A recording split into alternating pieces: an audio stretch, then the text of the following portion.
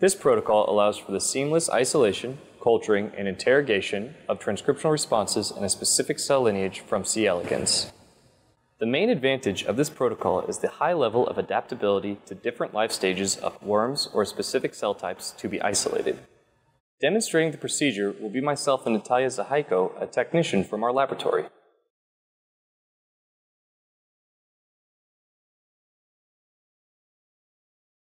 After collecting the animals, centrifuge them at 1600 times G for 5 minutes. Remove all of the supernatant and resuspend the worms in 1 milliliter of M9 media. Transfer the suspension to a 1.5 milliliter microcentrifuge tube.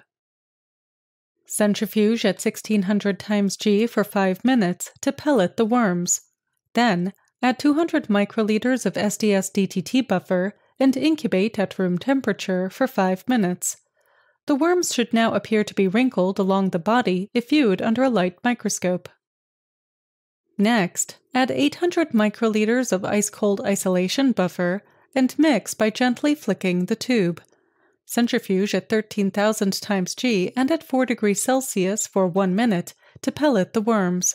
Remove the supernatant and wash with 1 milliliter of isolation buffer. Repeat this centrifugation and wash process a total of 5 times, making sure to carefully remove the isolation buffer each time. After this, add 100 microliters of protease mixture from Streptomyces griseus dissolved in isolation buffer to the pellet.